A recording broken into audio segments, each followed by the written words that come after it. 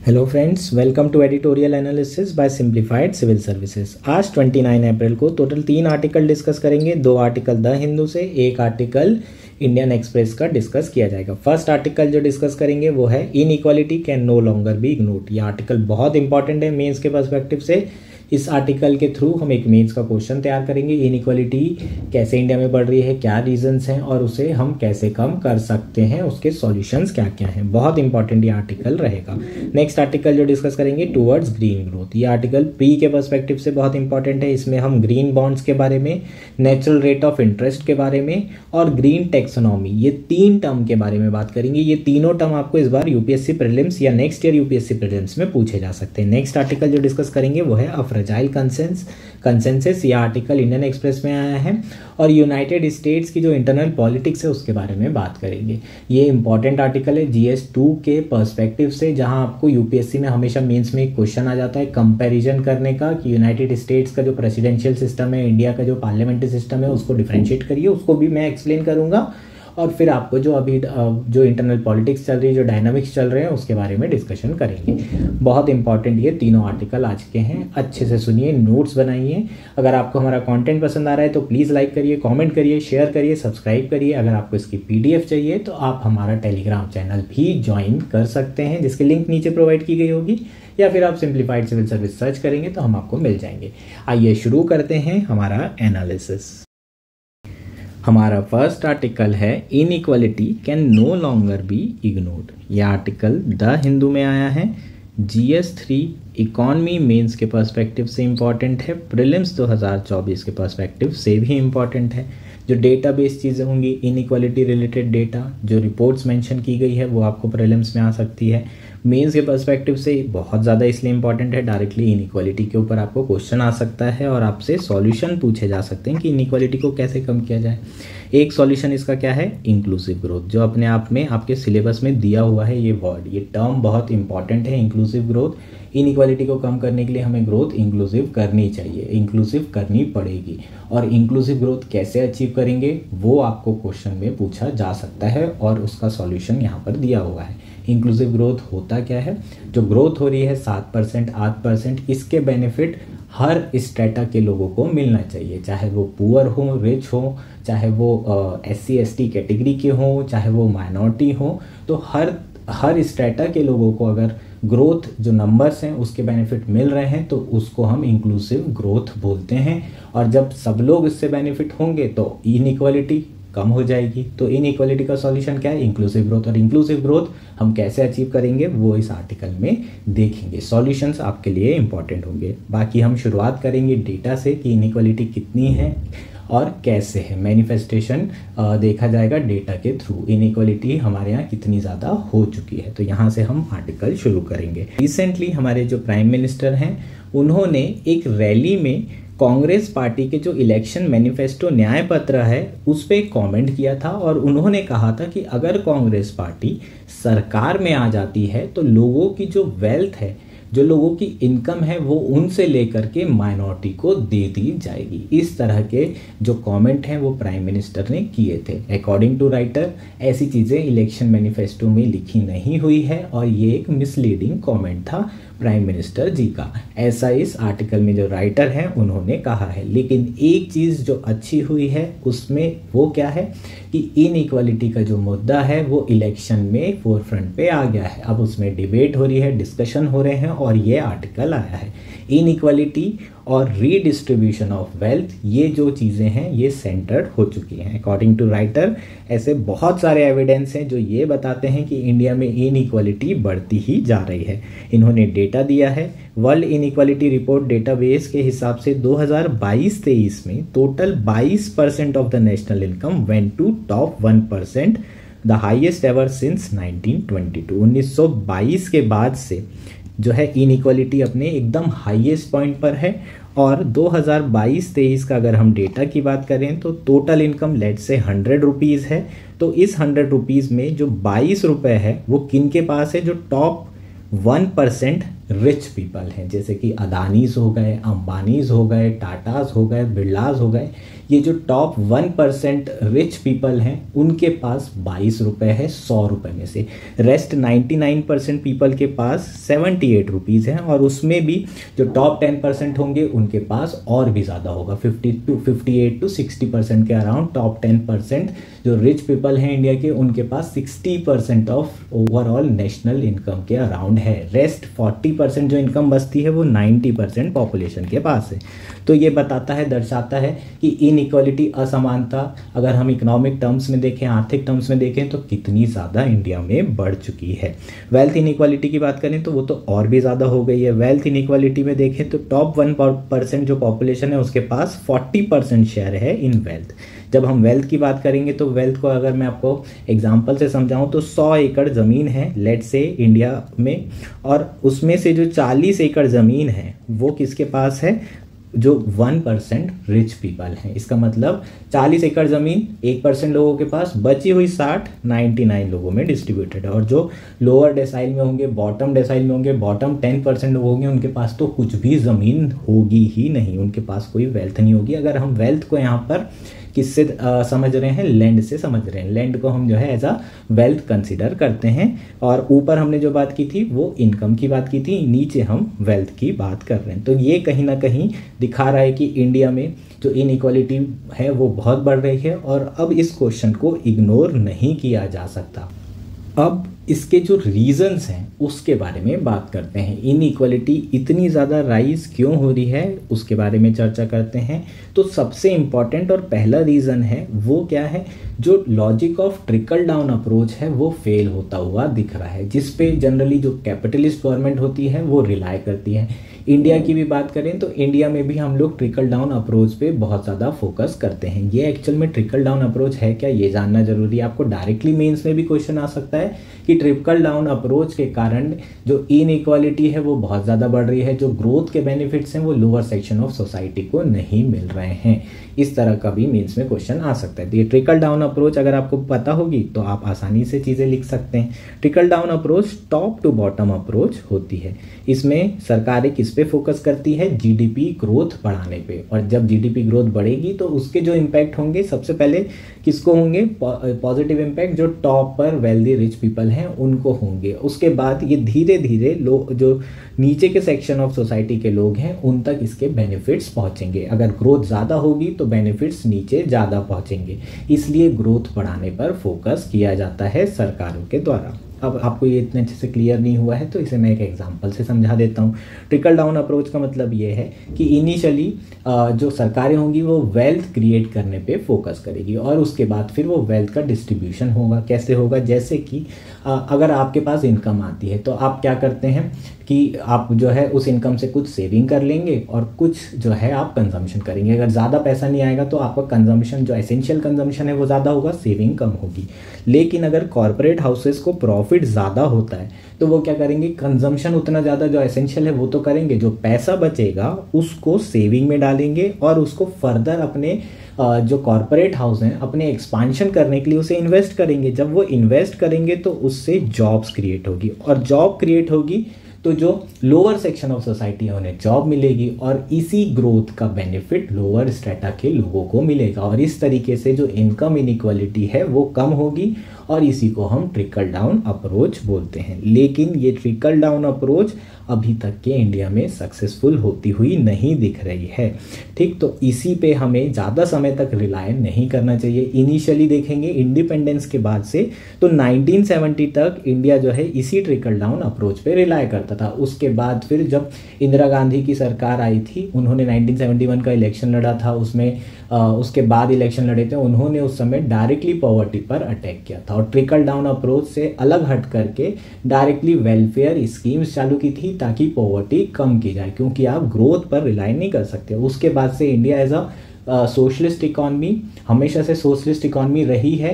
आज भी India socialist economy ही है। आज भी हम कंसंट्रेशन ऑफ वेल्थ नहीं होने देना चाहते और इसलिए सरकार ऐसी बहुत सारी वेलफेयर स्कीम्स चला रही है जिससे पॉवर्टी कम किया जाए, इनइक्वालिटी कम किया जाए।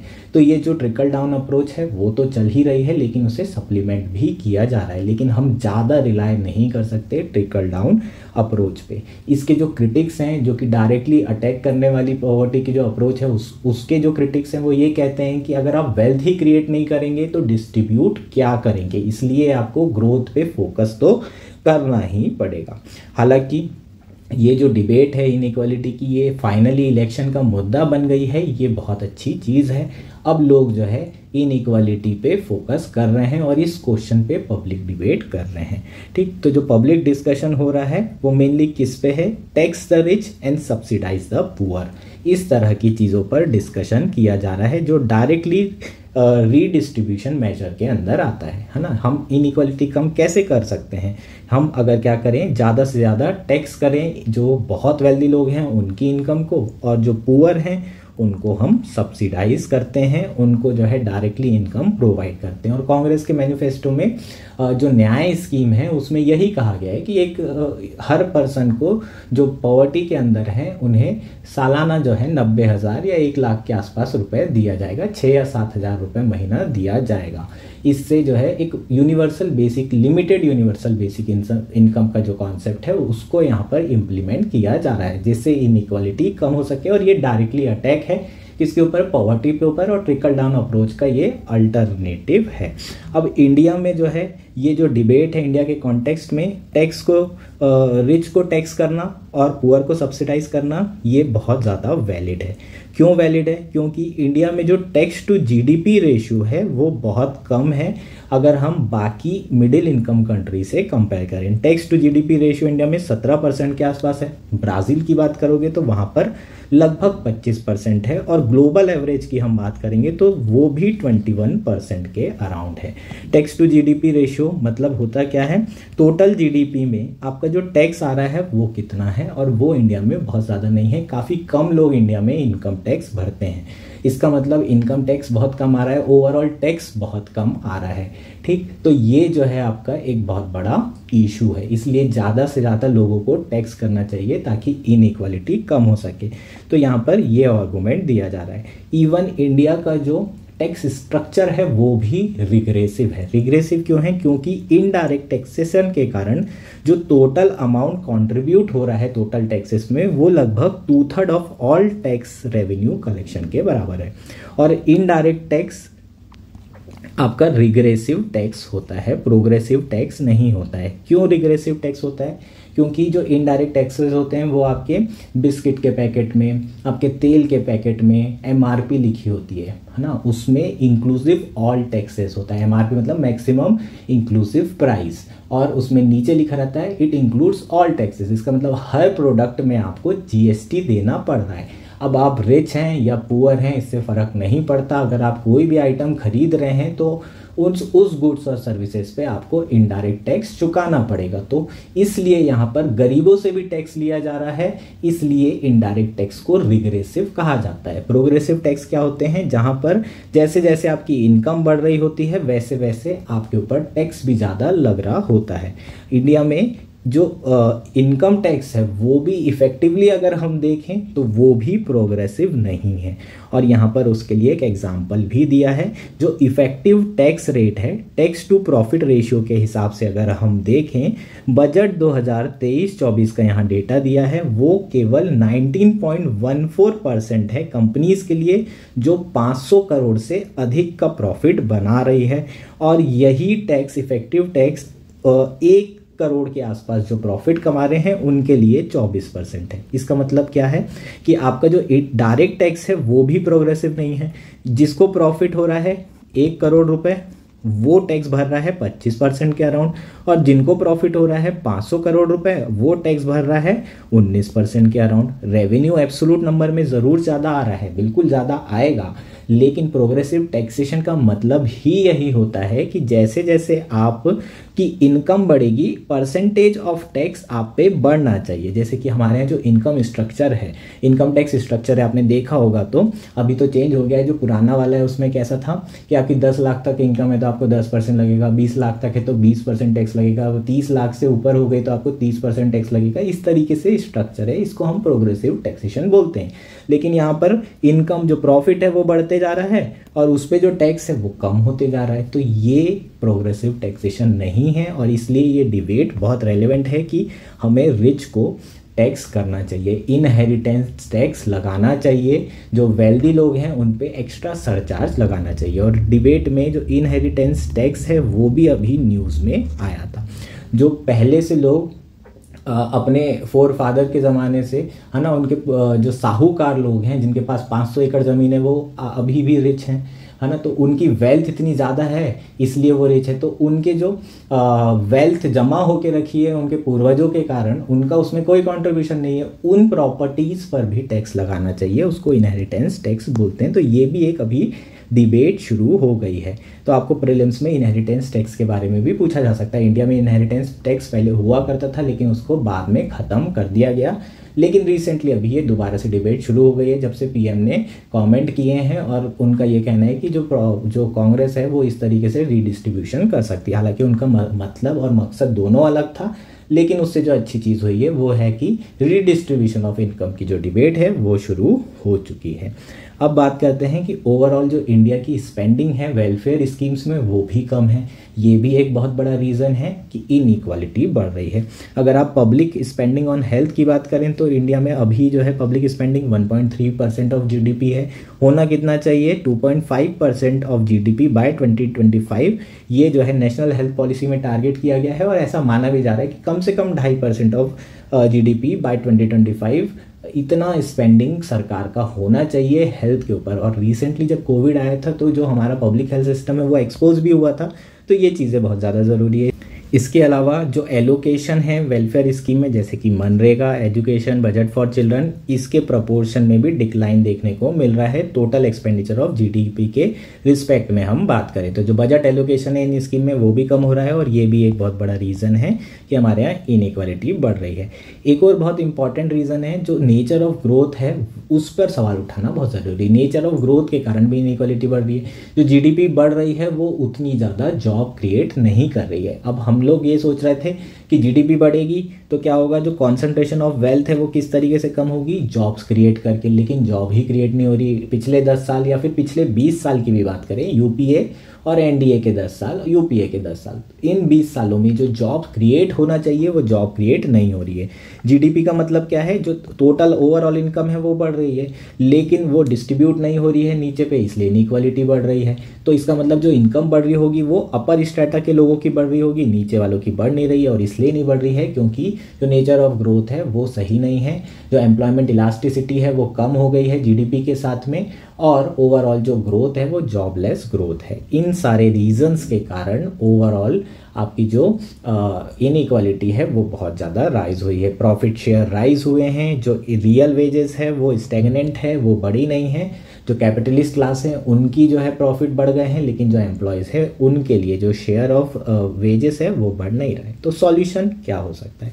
सॉल्यूशन ये हो सकता है कि जो गवर्नमेंट है उनको परचेसिंग पावर ऑफ पीपल की जो परचेसिंग पावर है उसको बढ़ाने पे फोकस करना चाहिए। और वो कैसे कर सकते हैं? ज़्यादा से ज़्यादा स्पेंडिंग करके जो वेलफेयर स्कीम है, तो नरेगा हो गई, पब्लिक डिस्ट्रीब्यूशन सिस्टम हो गया, पीडीएस स्कीम हो गई, इन सब पे ज़्यादा से ज़्यादा अगर स्पेंडिंग करेगी सरकार तो इनइक्वालिटी कम कर सकती है, डायरेक्ट अटैक कर सकती है। जो कांग्रेस की न्याय स्कीम है, यूनिवर्सल बेसिक इनकम जो प्रोवाइड किया जा रहा है, अगर लिमिटेड तौर पे जो गरीब बीपीएल के लोग हैं उन्हें वो प्रोवाइड करेंगे तो इनइक्वालिटी कम हो जाएगी। इसके अलावा जो सॉल्यूशंस यहाँ पर दिए हैं, सरकार को डायरेक्टली जॉब क्रिएट करने पे फोकस करना चाहिए, प्लस जो ऑलरेडी वैकेंसीज है सोशल सेक्टर में उसे भरना चाहिए ताकि जॉब जो है ज़्यादा से ज़्यादा है। जो एग्जामिनेशन है, गवर्नमेंट एग्ज़ाम जो हो रही हैं उसमें इतना ज़्यादा लीक हो रहे हैं पेपर, टाइम पे नहीं हो रही है। अगर ये सारी चीज़ें आप टाइम पे करवा देते हैं या फिर ये वैकेंसीज भरवा देते हैं तो भी जो इनकम होगी वो लोगों तक पहुंचने लगेगी और इनइक्वालिटी का स्तर थोड़ा तो कम होगा। तो सरकार को जो जॉब्स हैं, जो पब्लिक सेक्टर की जॉब है, एटलीस्ट उनको कंप्लीटली फिल करने की ज़रूरत है। ये एक और सॉल्यूशन हो सकता है। इसके अलावा जो क्वालिटी ऑफ जॉब्स है उस पर भी फोकस करना चाहिए, अच्छी जॉब क्रिएट करना चाहिए। आप लोग तैयारी क्यों कर रहे हैं सरकारी? क्योंकि हमें बेहतर जॉब चाहिए, जॉब सिक्योरिटी चाहिए। प्राइवेट सेक्टर में हम जॉब करेंगे तो हमें डर रहेगा कि ये कभी भी निकाल सकते हैं, किसी भी दिन रिसेशन आएगा बाहर कर देंगे। उसके बाद आपके वर्किंग आवर्स बहुत होते हैं, वर्किंग कंडीशंस खराब होती है। तो सरकार को ये चीज़ों पर भी फोकस करना है। प्राइवेट सेक्टर में जो जॉब्स आ रही हैं उनको रेगुलेट करें ताकि बेहतर वर्किंग कंडीशन मिले, लोग प्राइवेट सेक्टर की तरफ मूव करें और सरकारी से उनका झुकाव कम हो। ये चीज़ सरकार को करनी होगी। और जो सरकारी जॉब्स हैं उसमें भी जो वर्किंग कंडीशन है उसे बेहतर करने की ज़रूरत है। जैसे कि आशा वर्कर हो गए, सोशल हेल्थ एक्टिविस्ट हो गए, जो फ्रंट लाइन वर्कर्स हैं, इनकी जो वर्किंग कंडीशन है ये भी बहुत ख़राब होती है। इन्हें परफॉर्मेंस बेस्ड इंसेंटिव दिया जाता है, इनकम बहुत कम दी जाती है। तो इनकी वर्किंग कंडीशन, इनकी सैलरी को भी बढ़ाने की ज़रूरत है। इसके इम्प्लीकेशन क्या होंगे अगर सरकार ये करती है? तो बेसिकली जो अनपेड केयर वर्क है उसका बर्डन कम होगा। क्यों कम होगा? अभी मान लीजिए आंगनवाड़ी वर्कर को 3,000 रुपये महीने की सैलरी है। अगर ये 10,000 रुपये महीने की सैलरी रहेगी तो महिलाएं सोचेगी बाहर निकल के काम करने के लिए, अपने घर पे फाइट करेंगी कि 10,000 रुपये इनकम मिल रही है, मुझे आंगनवाड़ी वर्कर की तरह काम करने दो। तो ये जो इनकम होगी, अपॉर्चुनिटी कॉस्ट अगर बहुत ज़्यादा बढ़ जाती है तो महिलाएं भी बाहर आकर काम करेंगी। लेबर फोर्स में महिलाओं का पार्टिसिपेशन बढ़ेगा, जेंडर जो गैप है वो कम होगा। जो इंटर जनरेशनल इनइक्वालिटी है, जो जनरेशन से जनरेशन चली आ रही है महिलाओं और पुरुषों के बीच में, वो कम होगी और ये इनइक्वालिटी को इस तरीके से हम एड्रेस कर सकते हैं। इसके अलावा बेनिफिट भी मिलेंगे। जो बच्चे हैं, प्री स्कूलिंग एजुकेशन मिलेगा छोटे बच्चों को 3 से 6 साल की उम्र के, उन्हें न्यूट्रिशन मिलेगा। तो ओवरऑल जो ह्यूमन रिसोर्स है उसको बेनिफिट मिलेगा। तो ये बहुत विन विन सिचुएशन होगी अगर सरकार जो है आशा वर्कर, फ्रंटलाइन वर्कर, इन लोगों की इनकम और वर्किंग कंडीशन को बेहतर करती है। तो और लास्ट जो आपका सॉल्यूशन होगा वो सरकार को मेनली फोकस करना पड़ेगा स्मॉल एंड मीडियम एंटरप्राइजेस के ऊपर, जो कि बहुत ज़्यादा लेबर इंटेंसिव होते हैं, कैपिटल पे ज़्यादा डिपेंड नहीं करते हैं, प्लांट मशीनरी ऑटोमेशन पे जो ज़्यादा रिलाई नहीं करते, जो ज़्यादा लेबर के ऊपर रिलाई करते हैं। ज़्यादा से ज़्यादा एम्प्लॉयमेंट स्मॉल और मीडियम एंटरप्राइजेस क्रिएट कर सकता है। तो उनको बेहतर इंसेंटिव देना, स्किल ट्रेनिंग और ओवरऑल ह्यूमन कैपिटल को इम्प्रूव करना, ये कुछ सॉल्यूशंस हो जाएंगे जिसको सरकार को फोकस करना चाहिए। और महिलाओं के लिए maternity leave, child care, creche facilities, बेहतर transportation, safe and affordable accommodation, ये सारी चीज़ें करेंगे तो जो पुरुष और महिला के बीच में इनइक्वालिटी है, इंटरजनरेशनल इनइक्वालिटी है, सदियों से चली आ रही है, वो कम हो सकती है। तो ये आपके कुछ सॉल्यूशंस हो जाएंगे। बहुत इंपॉर्टेंट और बहुत अच्छा आर्टिकल है। होपफुली आर्टिकल आपको पूरा क्लियर हो गया होगा। हमारा नेक्स्ट आर्टिकल है टुवर्ड्स ग्रीन ग्रोथ। ये आर्टिकल द हिंदू में आया है, GS3 इकोनॉमी प्लस एनवायरनमेंट के पर्सपेक्टिव से इम्पॉर्टेंट है। दोनों को क्लब किया गया है इस आर्टिकल में। जो आर्टिकल है वो impact of climate change on economic stability के ऊपर आया है। डायरेक्ट क्वेश्चन आ सकता है आपको, इकोनॉमिक स्टेबिलिटी पे क्लाइमेट चेंज के इम्पैक्ट क्या पड़ेंगे, कैसे पड़ेंगे, इस इम्पैक्ट को कैसे कम कर सकते हैं, ये वाला एस्पेक्ट मेंस में आ सकता है। दूसरा, आपको क्लाइमेट चेंज से रिलेटेड जनरल क्वेश्चन भी आता है तो आपको उस पर मल्टीपल डायमेंशंस लिखने होते हैं, पॉलिटिकल, इकोनॉमी डायमेंशंस भी लिखना होता है। तो इकोनॉमी डायमेंशन इसी क्वेश्चन के थ्रू एड्रेस करेंगे। इंपॉर्टेंट, बहुत इंपॉर्टेंट आर्टिकल है प्रीलिम्स 2024 के लिए। 3 जो है इसमें पर्टिकुलर टर्म के बारे में बात करेंगे। पहला है ग्रीन बॉन्ड, ग्रीन बॉन्ड से रिलेटेड चीज़ों को समझेंगे। इस बार 24 में ग्रीन बॉन्ड आपको दिख सकता है। दूसरा जो टर्म पे बात करेंगे, natural rate of interest. Natural rate of interest क्या होता है, और ग्रीन टैक्सोनॉमी, ग्रीन टैक्सोनॉमी पे भी चर्चा करेंगे। ये तीनों टर्म आपको प्रीलिम्स में इस साल या नेक्स्ट ईयर कभी भी दिखाई दे सकते हैं। बहुत इंपॉर्टेंट हमारा प्री के लिए आर्टिकल रहेगा। शुरू करते हैं आर्टिकल। रिसेंटली जो RBI है उन्होंने अपनी जो लेटेस्ट मॉनेटरी पॉलिसी रिपोर्ट है उसे पब्लिश किया है और उसका जो नोटेबल फीचर था वो क्या था, जो फोकस है आरबीआई का वो किसके ऊपर है, एक्सट्रीम वेदर इवेंट्स को के ऊपर फोकस किया गया है। एक्सट्रीम वेदर इवेंट्स जैसे कि फ्लड हो गए, जैसे कि ड्रॉट हो गया, जो कि क्लाइमेट चेंज के कारण हो रहे हैं, इस पे ज़्यादा जो है आरबीआई ने फोकस किया है। जो क्लाइमेट शॉक्स लग रहे हैं वो डायरेक्टली किसको अफेक्ट करते हैं, इन्फ्लेशन को अफेक्ट करते हैं। कैसे करते हैं यार, आपका पूरा का पूरा जो फूड प्रोडक्शन है वो किस पे डिपेंड करता है, ऊपर से जो पानी आ रहा है, अगर पानी ज़्यादा आ गया तो भी फसल खराब, पानी कम आ गया तो भी फसल खराब। तो जो आरबीआई है वो बेसिकली इस बार जो प्राइमेसी दी है, जो प्रायोरिटी दी है, जो फोकस है रिपोर्ट का, वो एक्सट्रीम वेदर इवेंट्स के ऊपर दिया हुआ है। और इसका जो इम्पैक्ट है वो डायरेक्टली फूड इन्फ्लेशन पे तो पड़ेगा ही, और overall natural rate of interest पे भी इसका असर देखने के लिए हमें मिलेगा। और नेचुरल रेट ऑफ इंटरेस्ट पे असर अगर देखने मिलेगा तो फाइनेंशियल स्टेबिलिटी पे भी सवाल उठेंगे। तो फाइनेंशियल स्टेबिलिटी होगी उस पे भी जो है क्वेश्चन मार्क उठेंगे। अब ये नेचुरल रेट ऑफ इंटरेस्ट होता क्या है इसे देख लेते हैं। नेचुरल और neutral rate of interest refer to the central bank monetary policy lever which allow it to maintain maximum economic output while keeping a check on the inflation. जो हमारा इंटरेस्ट रेट होता है वो शॉर्ट टर्म इंटरेस्ट रेट जो है RBI देता है ना। आरबीआई क्या करता है, बाई मंथली पॉलिसी है, एक साल में 6 बार जो है interest rate RBI repo rate के थ्रू क्या करता है, डिक्लेयर करता है, डिसाइड करता है। ये सारी चीज़ें होती है, ये शॉर्ट टर्म इंटरेस्ट रेट होता है। जो नेचुरल रेट ऑफ इंटरेस्ट है ये एक long run equilibrium interest rate कहलाता है। Long run equilibrium interest rate, ठीक। ये शॉर्ट रन इंटरेस्ट रेट नहीं होता है, ये लॉन्ग रन इंटरेस्ट रेट होता है, जिसमें ये माना जाता है कि ये लंबे समय तक के ये इंटरेस्ट रेट मेंटेन रहेगा, जिससे हमें जो आउटपुट होगा वो मैक्सिमम आउटपुट होगा, और जो इन्फ्लेशन होगा वो भी पूरी तरीके से कंट्रोल रहेगा, इन्फ्लेशन कांस्टेंट रहेगा। अब आप बोलोगे सर समझ में ही नहीं आ रहा है, आप क्या बता रहे हो। देखो होता क्या है कि जो इन्फ्लेशन है उसको कंट्रोल करने के लिए इंटरेस्ट रेट बढ़ाना पड़ता है कि नहीं बढ़ाना पड़ता है ना। आप इस पढ़ा होगा कि इन्फ्लेशन अगर बढ़ जाता है तो आरबीआई रेपो रेट बढ़ा देता है। तो इंटरेस्ट रेट जब बढ़ाते हैं तो उससे होता क्या है, जो एग्रीगेट डिमांड है उसे कम करने की कोशिश करते हैं, और एग्रीगेट डिमांड अगर हम कम करने की कोशिश करेंगे, इंटरेस्ट रेट बढ़ा करके कैपिटल कॉस्ट बढ़ेगी तो इन्वेस्टमेंट नहीं होगा तो डिमांड कम हो जाएगी, डिमांड कम होगी तो इन्फ्लेशन कम हो जाएगा, इन्फ्लेशन कम तो होगा पर at the cost of GDP. जो ग्रोथ हो रही थी उसके कॉस्ट पे इन्फ्लेशन कम हो रहा है। इसका मतलब there is a trade off between inflation and GDP growth. समझ में आएगा, ट्रेड ऑफ का मतलब या तो एक बढ़ेगा तो दूसरा ऑटोमेटिकली कम होना पड़ेगा। इस ट्रेड ऑफ को लॉन्ग रन में हमें क्या करना है, लॉन्ग रन में इसे ख़त्म करना है। तो लॉन्ग रन में ख़त्म करने के लिए जो इंटरेस्ट रेट चुना जाता है उसे हम नेचुरल इंटरेस्ट रेट कहते हैं। चीज़ें क्लियर है या नहीं है। तो long run equilibrium interest rate जिसमें आपको आउटपुट मैक्सिमम मिले और जिसमें आपका इंटरेस्ट, आपका इन्फ्लेशन कांस्टेंट हो, इन्फ्लेशन कंट्रोल्ड हो, इसको हम नेचुरल इंटरेस्ट रेट बोलते हैं।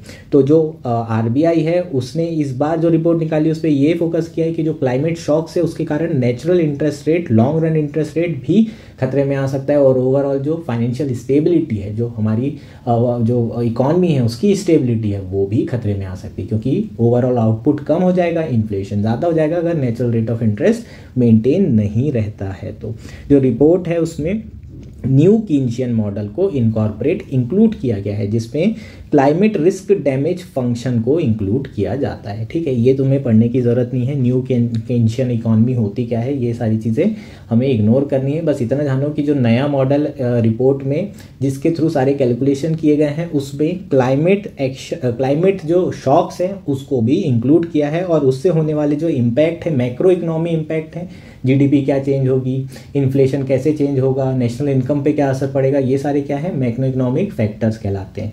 ठीक, इन सारे फैक्टर पे क्या इम्पैक्ट पड़ेगा इस मॉडल के थ्रू ये एस्टिमेट करने की कोशिश की गई है। और इसके अलावा जो रिपोर्ट है उसमें ये भी कहा गया है कि जो लॉन्ग टर्म इकोनॉमिक आउटपुट है वो लगभग 9% कम हो सकता है बाय 2050 अगर हम कोई भी क्लाइमेट मिटिगेशन एक्शन या पॉलिसी नहीं लेते हैं। अगर हम क्लाइमेट मिटिगेशन पर फोकस नहीं करते हैं, अगर हम ऐसी पॉलिसीज़ नहीं बना रहे जिससे ये जो क्लाइमेट शॉक्स है ये कम नहीं होते, ओवरऑल क्लाइमेट चेंज के इम्पैक्ट बढ़ते ही जाते हैं, तो ओवरऑल आउटपुट आपका 9% बाय 2050 कम हो जाएगा। ठीक है। तो ये सारी चीज़ें आरबीआई की जो रिपोर्ट है उसमें मेंशन किया गया है। जो आरबीआई ने क्लाइमेट चेंज, क्लाइमेट रिस्क और सस्टेनेबल फाइनेंस जैसी चीज़ों पर डिस्कशन 2022 में शुरू किया था। एक डिस्कशन पेपर रिलीज किया था, climate risk and sustainable finance, जिसके बाद बहुत इंक्रीमेंटल प्रोग्रेस आरबीआई धीरे धीरे कर रहा है। अपने जो मॉडल हैं जिसके थ्रू वो इन्फ्लेशन, इंटरेस्ट रेट एस्टिमेट करता है कि क्या होना चाहिए मेरा, है ना। ऐसा नहीं कि रेपो रेट अपने मन से आया रेट चलो 0.5% कम कर देते हैं, 0.5, प्रॉपर मॉडल बनाते हैं। इकॉनमी मॉडल बनाने के बाद फोरकास्ट किया जाता है कि ये होना चाहिए, ये हमारी इकॉनमी के लिए अच्छा होगा। तो ये चीज़ें जो है आरबीआई धीरे धीरे इन मॉडल्स में जो क्लाइमेट रिस्क है उसको भी इंक्लूड कर रहा है और धीरे धीरे जो है सस्टेनेबल फाइनेंस पे फोकस किया जा रहा है। आरबीआई ने हालांकि एडमिट ज़रूर किया है कि इंडिया का जो नेट ज़ीरो का टारगेट है बाय 2070 उसको अचीव करने के लिए इंडिया को लगभग 17 ट्रिलियन के आसपास पैसे लगेंगे।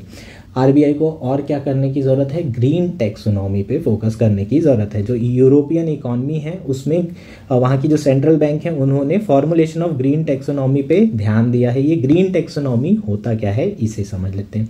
अ green taxonomy is a framework to assess sustainability, credential and possible ranking of economic activity. जो इकोनॉमिक एक्टिविटी हो रही है उसके क्या इम्पैक्ट पड़ रहे हैं क्लाइमेट पर, उसकी प्रॉपर रैंकिंग करना। कौन सी ऐसी एक्टिविटी है जो ग्रीन एक्टिविटी है, कौन सी ऐसी एक्टिविटी है जो बहुत पॉल्यूशन कर रही है, उसकी हम यहाँ पर रैंकिंग कर रहे हैं। इसको बोलते हैं ग्रीन टैक्सोनॉमी। और आरबीआई को ग्रीन टैक्सोनॉमी फॉर्मुलेशन करने की ज़रूरत है, ऐसा इस आर्टिकल में कहा गया है, जो कि डेवलप्ड कंट्री कर रही है।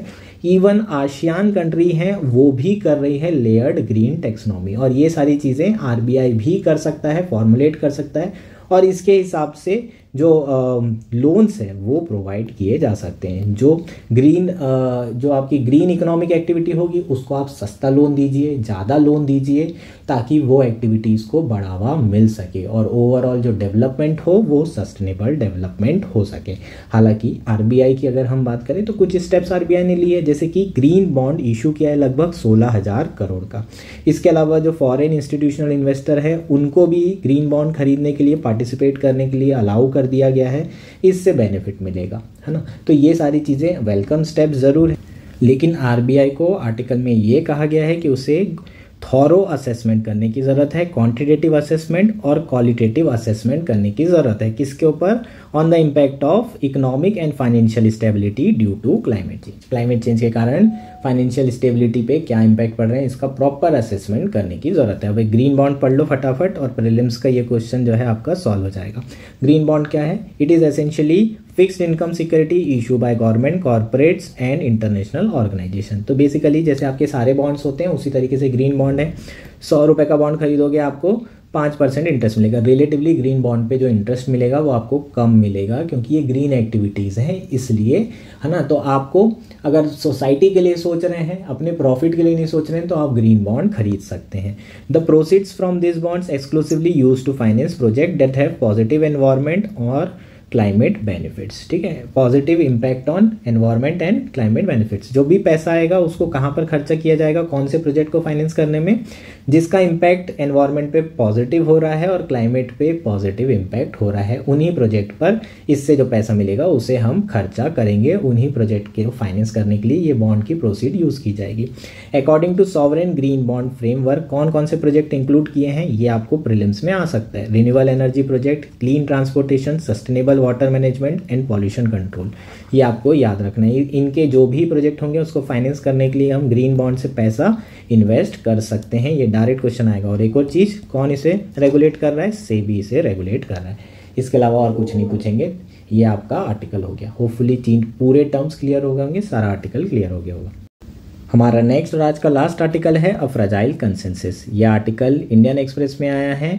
GS2IR मेंस के पर्सपेक्टिव से इंपॉर्टेंट है और इंटरव्यू के पर्सपेक्टिव से इंपॉर्टेंट है। प्रीलिम्स के लिए उतना रेलेवेंट यह आर्टिकल नहीं है। आर्टिकल शुरू करते हैं, आपको समझ में आ जाएगा क्यों प्रीलिम्स के लिए इतना इंपॉर्टेंट नहीं है, क्यों मेंस और इंटरव्यू के लिए ज़्यादा रेलेवेंट यह आर्टिकल है। रिसेंटली यूनाइटेड स्टेट की जो पार्लियामेंट है वहाँ एक बिल इंट्रोड्यूस किया गया था और वो फाइनली लॉ बन चुका है। जो बिल था उसमें क्या चीज़ें थी, उसमें basically military assistant package provide किया जा रहा था बिल के थ्रू, और फाइनली जैसे ये लॉ बना है, ये मिलिट्री असिस्टेंट पैकेज अप्रूव हो गया है। टोटल ये कितने रुपीज़ का असिस्टेंस पैकेज था, $94 बिलियन का ये असिस्टेंस पैकेज था। 3 कंट्री को दिया जा रहा है, इजराइल, यूक्रेन और ताइवान, ये तीनों कंट्री को ये मिलिट्री असिस्टेंट पैकेज दिया जा रहा है। अब बेसिकली जो आर्टिकल है उसमें यही बात की गई है कि ये जो कंसेंसस बना है, ये जो लॉ बना है, इसमें बहुत मुश्किल से ये कंसेंसस बना है, बड़ी डिफिकल्टी के बाद बना है, और ये जो कंसेंसस है बहुत फ्रेजाइल कंसेंसस। तो क्या क्या इश्यूज हैं उसके बारे में बात कर लेते हैं। कुछ चीज़ें आपको मेंस में GS2 में पूछी जा सकती है ना, वो वाला एस्पेक्ट कवर कर लेते हैं जिसमें कंपैरिजन आता है, जैसे इंडिया का पार्लियामेंट्री सिस्टम और यूनाइटेड स्टेट्स का प्रेसिडेंशियल सिस्टम, या फिर इंडिया की पार्लियामेंट और US की पार्लियामेंट में क्या अंतर है, इस तरह की चीज़ें आ सकती है। ये वाला एस्पेक्ट हम कवर करेंगे इस आर्टिकल से। ठीक, तो कंसेंसस क्यों नहीं बन पा रहा है, पहले इसको समझते हैं।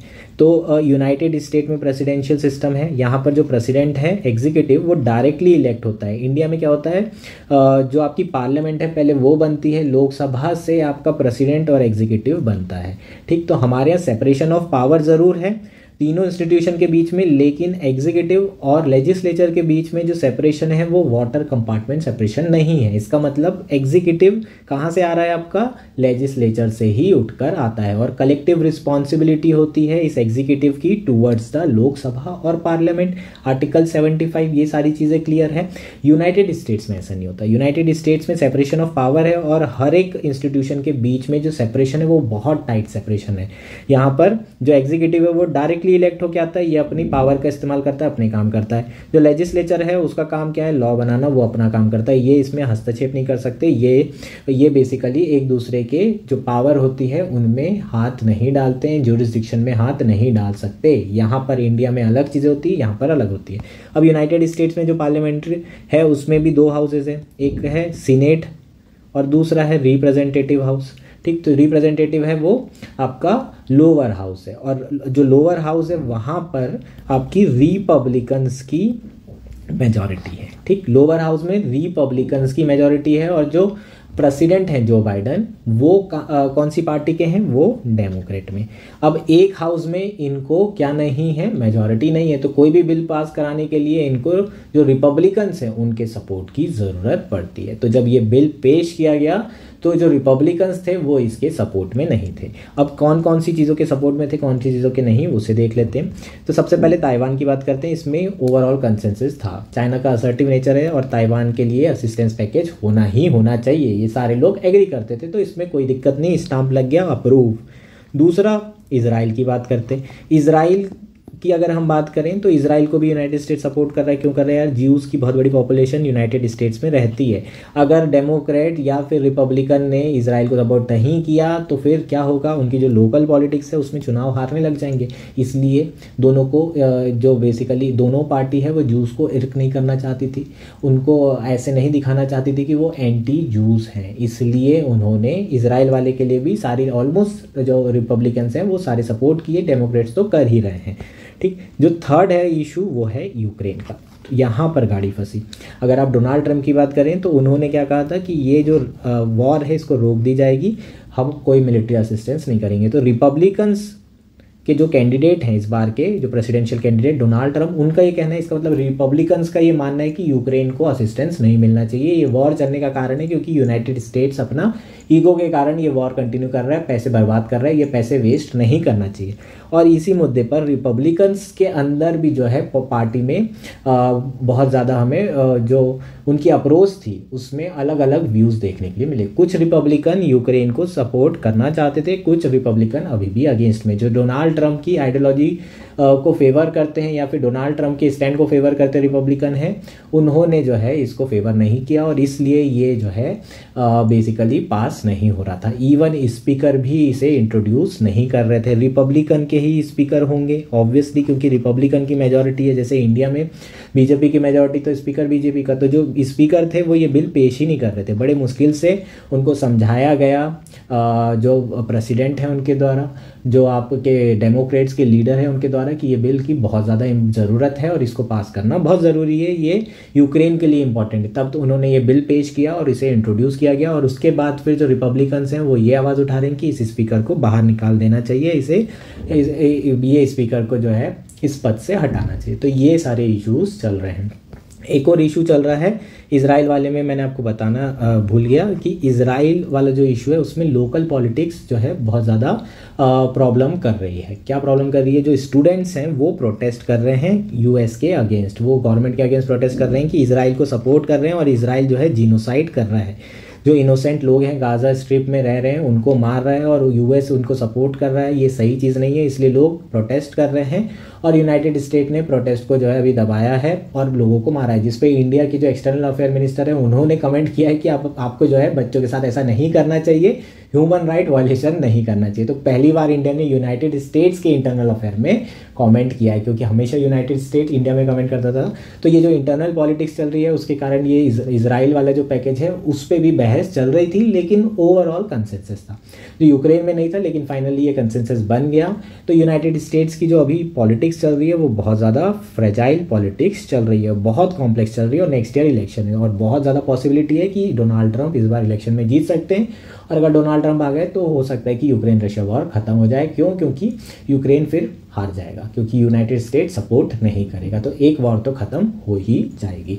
ये हमारा आर्टिकल था। होपफुली सारी चीज़ें क्लियर है, आपको जो डायनामिक्स हैं वो समझ में आ रही हैं, जो इंटरनेशनल रिलेशन है उसके रीजंस हैं वो सारी चीज़ें क्लियर हो रही है। Okay, that's it for today. Thank you and enjoy your day.